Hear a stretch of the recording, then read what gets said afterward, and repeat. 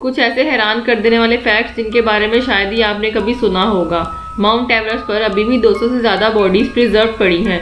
ये बॉडीज उन क्लाइंबर्स की हैं जो कभी माउंट एवरेस्ट पर चढ़ने का सपना लेकर आए थे, लेकिन इतने हार्श वेदर की वजह से उनकी डेथ हो गई। आज ये बॉडीज नए क्लाइंबर्स के लिए लैंडमार्क बन चुके हैं, जिसका यूज रूट मैप की तरह किया जाता है। एवरेस्ट पर बॉडीज इसलिए भी छोड़ दी गई क्योंकि यहाँ पे बॉडीज रिकवर करना बहुत ही मुश्किल काम है। हाई अल्टीट्यूड और हार्श कंडीशन रेस्क्यू टीम के लिए जानलेवा साबित होते हैं। कई बार बॉडीज रिकवर करते हुए और भी डेथ हुई हैं।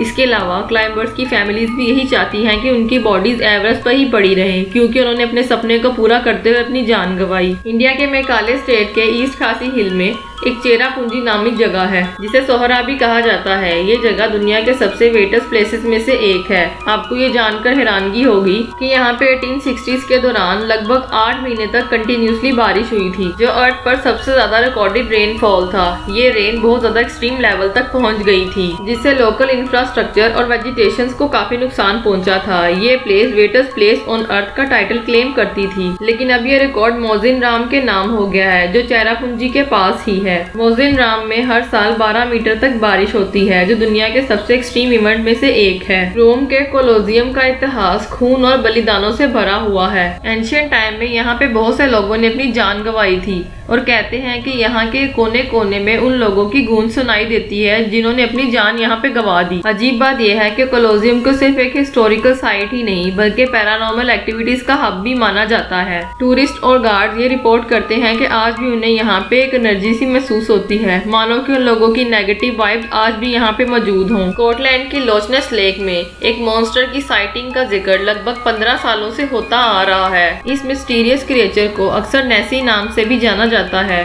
6th सेंचुरी में एक आयरिश सेंट कोलंबा स्कॉटलैंड के रिवरनेस के पास घूम रहे थे। उन्होंने देखा कि एक बड़ा और अजीब प्राणी एक आदमी को नदी के किनारे खींच रहा था। सेंट कोलंबा ने अपने फैद का यूज करके उस प्राणी को वहां से भगा दिया। ये लिखित record the life of Saint Columba नाम के एक टेक्स्ट में लिखा गया था, जो कि एक मॉन्क ने 7th सेंचुरी में लिखा था। इसके बाद 1930s के आसपास लोचनेस मॉन्स्टर का क्रेज फिर से बढ़ने लगा, जब लोगों ने पानी के ऊपर एक अजीब सी क्रिएचर को देखने का दावा किया। इसकी सबसे फेमस फोटो 1934 में ली गई, जो कि एक लॉन्ग नेक और स्मॉल हेड वाली क्रिएचर को जाहिर करती है। लोग मानते हैं कि नेसी एक मैरीन रेप्टाइल हो सकता है, जो प्री ईरा से बचा हो सकता है, जबकि कुछ एक्सपर्ट्स मानते हैं कि ये साइटिंग सिर्फ फ्लोटिंग लॉक्स, वेब्स या फिर ऑप्टिकल इल्यूजन की वजह से हो सकते हैं। 1665 से 1666 तक लंदन में ग्रेट प्लेग ने तबाही मचा दी थी। उस वक्त लगभग 1 लाख लोग इस एपिडेमिक का शिकार हो गए थे।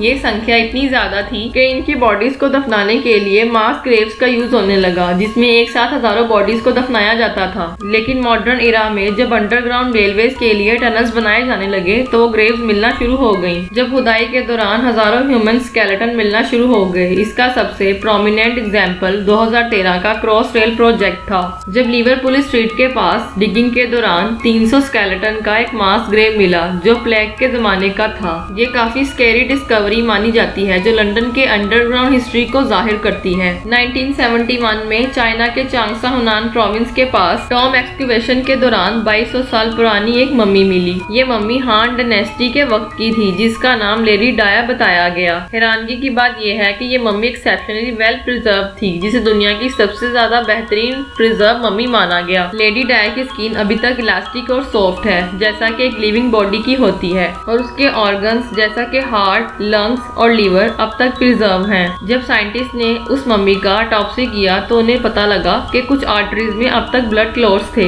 जो कि लंबे समय के हिसाब से काफी ज्यादा शॉकिंग है। कुछ एक्सपर्ट ने लेडी डाय की प्रिजर्वेशन का क्रेडिट उसके टॉम की कॉम्प्लेक्स कंस्ट्रक्शन और इम्बेलिंग टेक्निक्स को दिया, लेकिन बाद में एक चौंका देने वाली बात सामने आई। पता चला कि उसकी बॉडी को एक मिस्टीरियस लिक्विड में डुबोया गया था, जो कि एक तरह का एंटीबैक्टीरियल सॉल्यूशन था। आज भी लेडी डाय की प्रिजर्वेशन को साइंटिफिक वंडर माना जाता है, जो कि साइंटिस्ट को आज भी क्यूरियस बनाता है। दोस्तों, आपको इन फैक्ट्स में से कौन सा फैक्ट सबसे ज्यादा शॉकिंग लगा, कमेंट में जरूर बताइएगा। साथ ही वीडियो को लाइक और चैनल को सब्सक्राइब भी कीजिएगा। मिलते हैं नेक्स्ट वीडियो में। धन्यवाद।